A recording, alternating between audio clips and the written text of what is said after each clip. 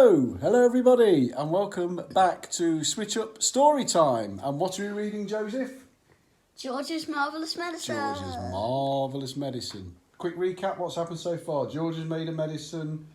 Given it to his grandma's, made it really big, then gave it to all the animals. Then they need to make more. Yeah, the farm animals have gone big, but they've wasted it all, so they need to make some more. So this is George's Marvellous Medicine, number 2. Two. Okay. They were in the kitchen now, and the big saucepan was on the stove. All the things Mr. Cranky had bought were lined up near the sink. "Come along, me boy," cried Mr. Killy Cranky. "Which one did you put in first?" This one. George said. Golden Gloss Hair Shampoo. He emptied the bottle into the pan. Now the toothpaste. George went on. And the shaving soap. And the face cream. And the nail varnish. "Keep at it, me boy," cried Mr. Killy Cranky, dancing round the kitchen. "Keep putting them in. Don't stop. Don't pause. Don't hesitate. It's a pleasure, my dear fellow, to watch you work." One by one, George poured and squeezed the things into the saucepan. With everything so close at hand, the whole job didn't take more than 10 minutes. But when it was all done, the saucepan somehow didn't quite look as full as it was the first time round. "Now what did you do?" cried Mr. Cranky. "Did you stir it?" I boiled it. George said. But not for long, and I stirred it as well. So, Mr. Cranky lit the gas under the saucepan, and George stirred the mixture with the same long wooden spoon he'd used before. It's not brown enough. George said. Wait a minute, I know what I've forgotten.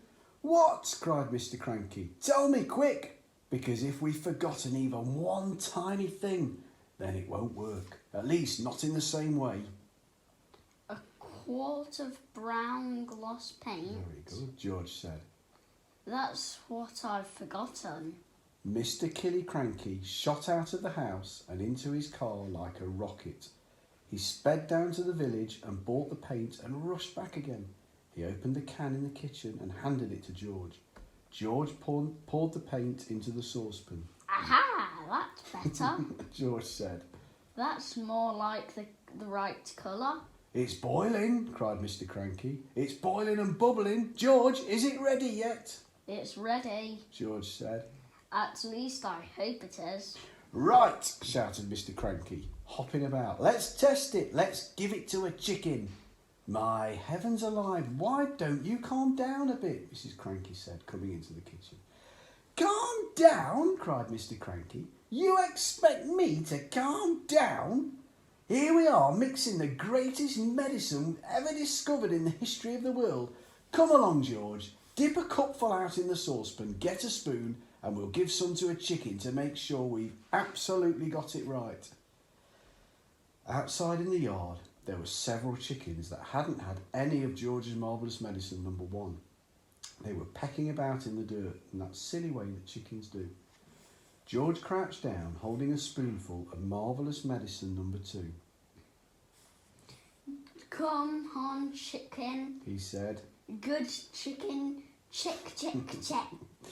A white chicken with black specks on its feathers looked up at George. It walked over to the spoon and went peck. The effect that medicine number 2 had on this chicken was not quite the same as the effect produced by medicine number 1, but it was very interesting.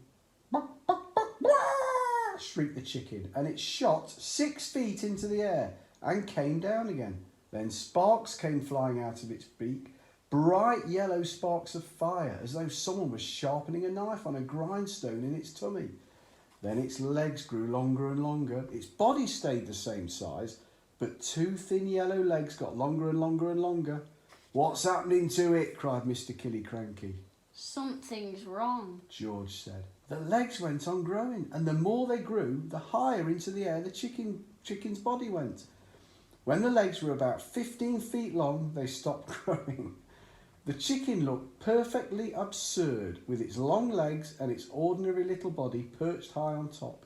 It was like a chicken on stilts. That does look silly, doesn't it? Yeah. Oh, my sainted aunts, cried Mr. Killycranky. We've got it wrong. That chicken's no good to anybody. It's all legs. No one wants chicken's legs. I must have left something out. George said. I know you left something out, cried Mr. Cranky. Think, boy, what did you leave out? I've got it, said George. What was it? Quick! Flea powder for dogs. George said. You mean you put flea powder in the first one? Yes, Dad, I did. A whole carton of it. Then that's the answer. Wait a minute, said George. Did we have brown shoe polish on our list? We did not, said Mr. Cranky. I used that too.